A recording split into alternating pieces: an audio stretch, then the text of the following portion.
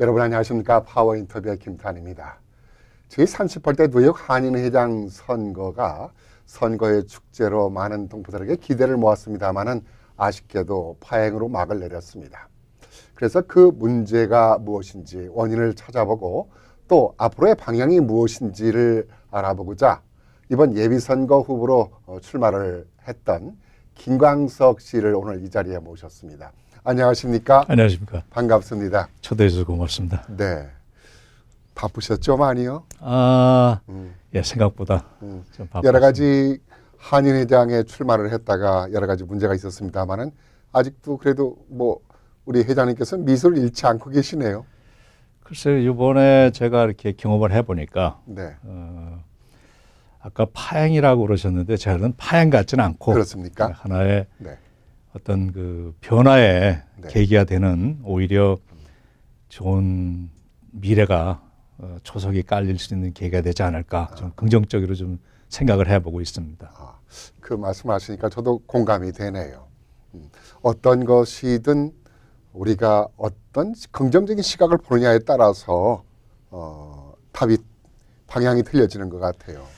기왕이면은 네. 네, 긍정적으로 보면은 그거는 상당히 발전적인 계기로 그런 면에서 작용할 것 같아요. 이번에 김광석 회장께서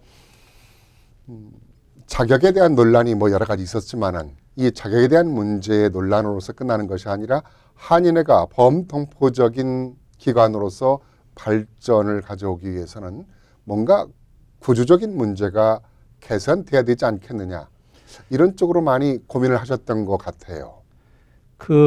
제가 볼 때에 요번에 문제점이 됐던 것은 선거 전반에 갖춰서 된 거는 정관 자체에 큰 무리가 있었던 것 같아요. 그래서 요번에 한인회 정관도 많이 공부를 하게 되고 저는 이제 난프라핏 사람이니까 오랫동안 하다 보니까는 난프라핏 쪽 그 관점을 가지고 많이 분석을 하게 되고 왜 63년 된 한인회가 왜 상당히 이제 발전에 대해서 지연된 이유가 뭘까? 뭐 그런 쪽을 좀 참고로 우리 오늘 원인과 문제를 분석하기 전에 뭐 동포 여러분께서는 뭐 모르시는 분이 없겠습니다만은 김광석 우리 회장의 개인적인 양력을 좀 같이 얘기를 먼저 나눠야 저분이 그것에 대한 말씀하시는 것에 대해서 공감을 더 하실 거라 생각이 들어요. 본래 소셜워크를 공부하셨죠?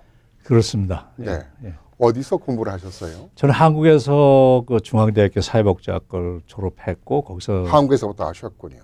예, 거기서 네. 이제 그때 클리닉 임상을 했죠. 네. 하다가 콜롬비아 스쿨 오브 소셜워크 네. 대학원에서 그때는 좀 복지 행정 쪽을 좀 했어요. 콜롬비아 대학에서. 예. 네. 그래서 잠시 제가 노인국에 일한 적도 있고 뉴욕시에. 뉴욕시 노인국에. 그러고 나서 뉴욕시 노인국에서 근무를 하셨군요. 그건 스토리가 좀 다른데. 네. 한인사회 그 당시에 일하다 보니까는 이렇게 제대로 된 이 봉사단체가 네. 죄송하지만 없더라고요. 그러니까 네. 그게 몇 년도였나요? 그게 88년도 그렇죠? 88년. 35년 전이네요. 예, 제가 88년에 졸업했는데. 네네. 그래서 외국 기관에서 이렇게 있다 보니까 기왕이면 네. 한국 기관에서 일을 하는 것이 좋겠다. 제대로 된 소셜 서비스 에이전시 하나 만들어서 좀 외국 애들하고 좀 어깨도 견줄 수 있는 기관이 하나 필요하지 않느냐. 네.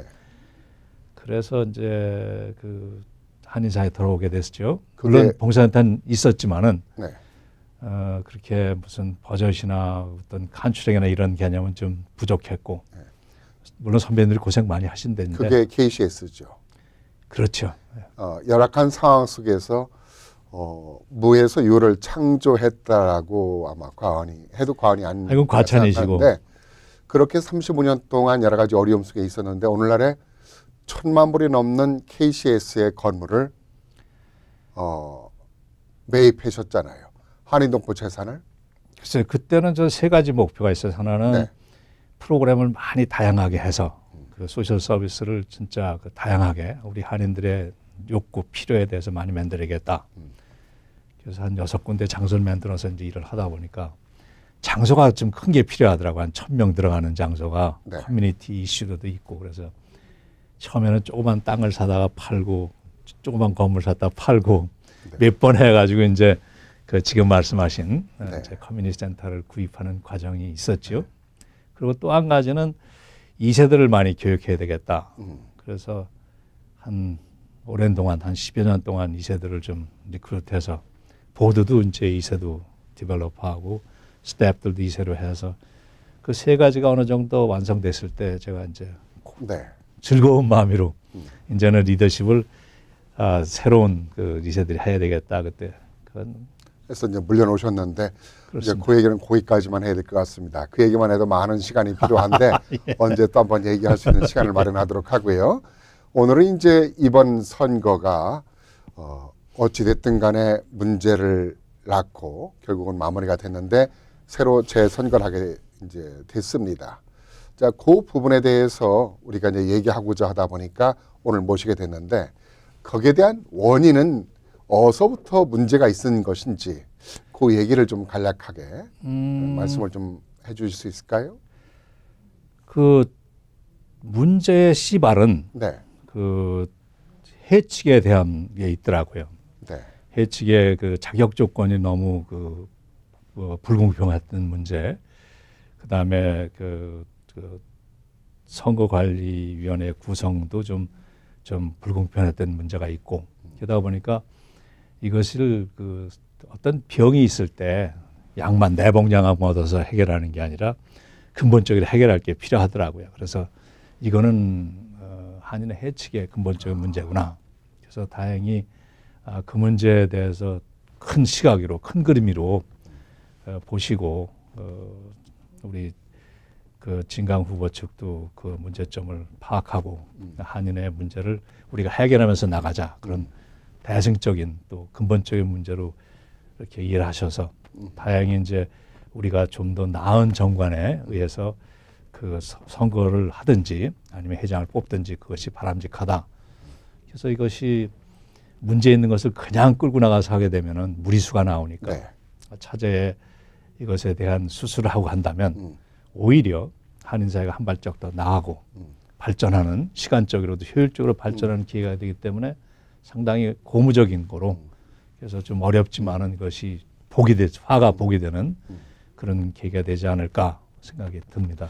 어찌됐든 한인회가 직선제라는 것이 시작된 지가 벌써 약 지난 1990년도부터 시작이 됐었으니까 벌써 3년 정도가 됐는데 할 때마다 이게 좀 다소 논란이 있었습니다. 그래서 이런 문제들이 좀 개선이 돼야 되지 않느냐라는 여러 가지 지적사항이 있었는데 그 지적은 지적으로 끝났지 실질적으로 시행된 적이 없었는데 예. 이번에 3년 만에 우리 김광석 회장의 노력으로 또는 뭐 한인회와 또 상대 후보 쪽에 서로 합의하에 새로운 개혁을 하고자 하는 시발점을 이제 마련하게 됐는데 거기에 대한 원인은 이제 회칙을 개정해야 된다라는 문제점들을 지적을 했어요. 그럼 거기에 대한 지적된 부분들은 뭐 많이 있겠습니다만은 몇 가지를 말씀해 주신다면은 어떤 지적 사항이 있을까요? 그 한인회가 이제 아무래도 이제 한인회라 그러지만은 본질이 비영리 단체이기 때문에 그렇죠. 이 비영리 단체로서의 갖춰야 될 그 기본적인 원칙들이 몇 가지 있어요.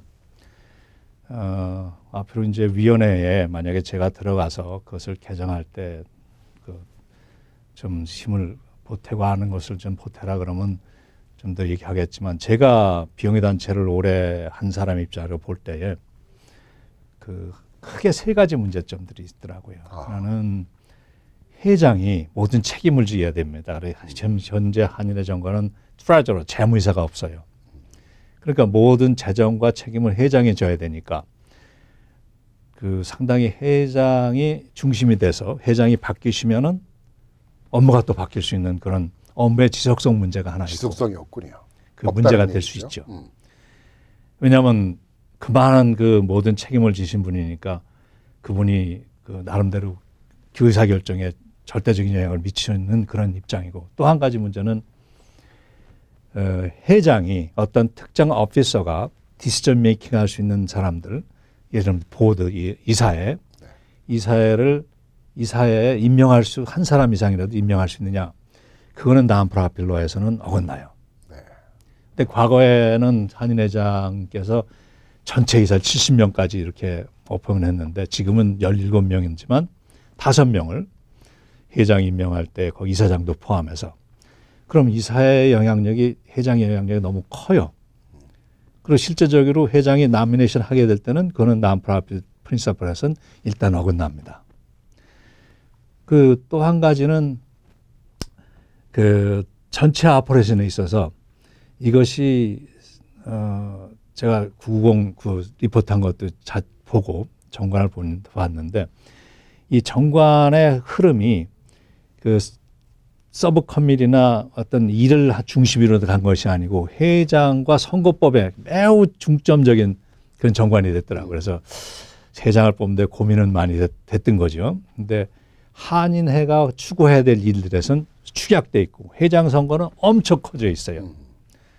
그거는 문제가 있지 않느냐.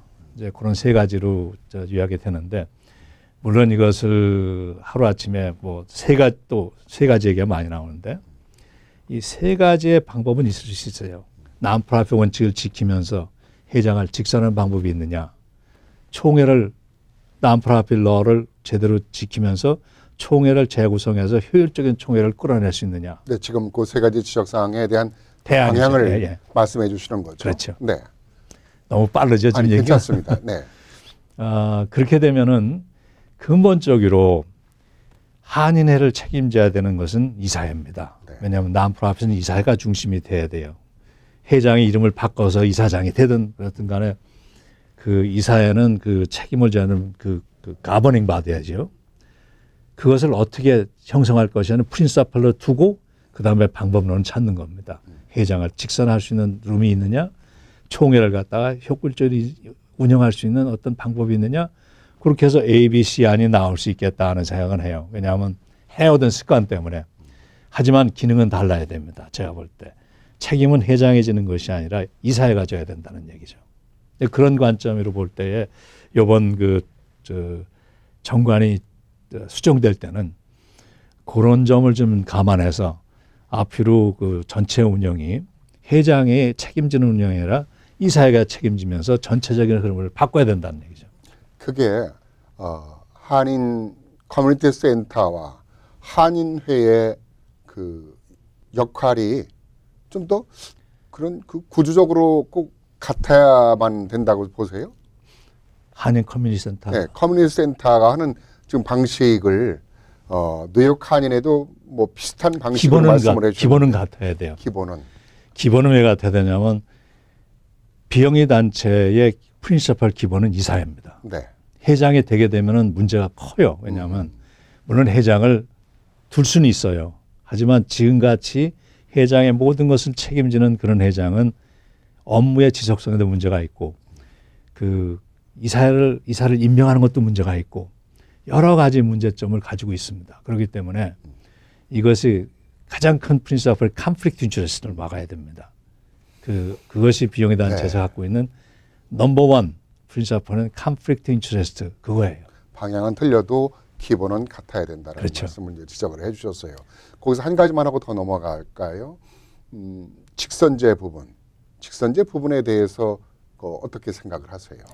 공탁금 부분과. 그것이 이제 공탁금이라는 걸 보니까 선거 비용을 커버해야 되는 것 때문에 공탁금이 들어가더라고요. 네. 근데 또 다른 식의 회장을 뽑는다면 회장도 여러 가지 방법이 있을 수 있어요. 직선으로 갈 수도 있고 이사회에서 간선으로 선출할 수도 있고 임명도 할 수 있을 겁니다. 근데 이제까지 해오던 한인사회 방식은 직선이었으니까 그 정서가 상당히 남아 있거든요. 네. 같은 직선에도 공탁금을 안 내고 할 수 있는 방법이 없느냐? 그건 연구를 해야 됩니다. 네. 이 공탁금에서 나타나는 문제들이 커요.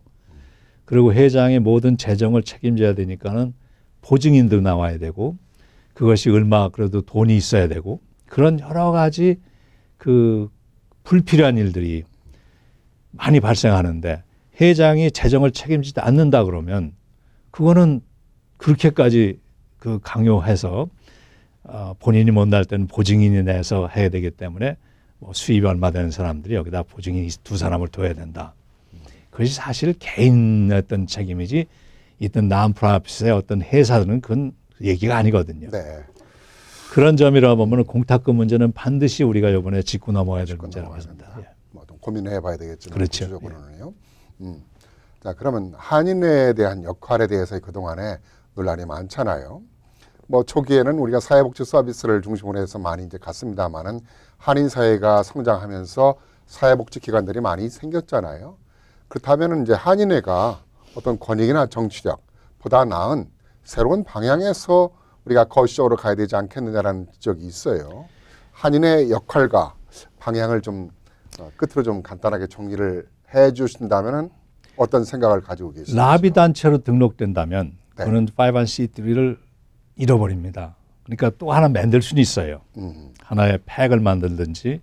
하지만 고유하게 있는 501c3는 그 가지고 계시고 그거는 펀드레이징을 해서 어떤 그 좀 힘든 지역을 돕든지 어떤 프로그램을 개발할 때 그 도와서 그것을 갖다가 모금을 해서 도와준다든지 그런 기능으로서의 또 501c3 필요한데 하나의 팩을 만들어서 그 정치적인 영향을 주는 것도 하나 좋은 방법이라고 봅니다. 근데 이제 근본적으로 한인회가 피라미드식의 어떤 형성이 좀 부족하다는 얘기예요. 예를 들어서 퀸스 한인회와 뉴욕 한인회, 뉴저지 한인회, 커네티컷 한인회 이것이 어떤 식으로 피라미드식 구성이 돼가지고 민의가 위로 올라가야 되고 미동부 한인회는 이런 단체들이 또 형성해야 되고 총련 또 올라가야 되잖아요.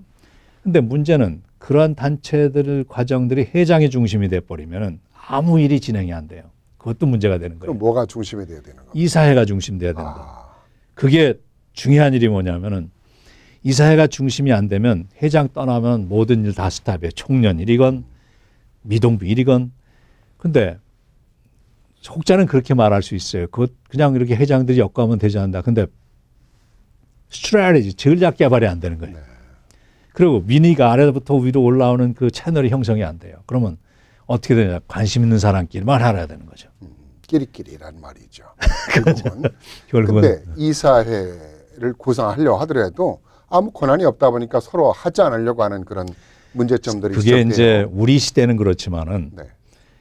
적어도 여기서 교육받은 사람들은 무슨 뜻인지 압니다. 그렇습니까? 그거를 갖다가 우리식만 주장하다 보면은 제가 염려되는 거는 우리는 알지만 여기서 교육받은 사람들은 동떨어진 얘기를 하고 있어요.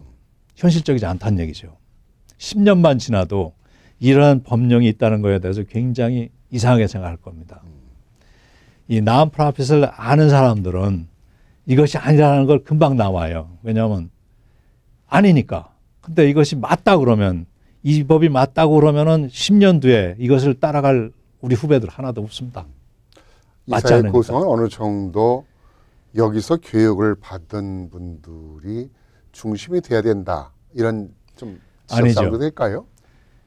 그런 건 아닙니까? 교육을 받든 안 받든 컨셉, 프린시플을 이해하면은 되는데 그런 인식을 가지고 있는.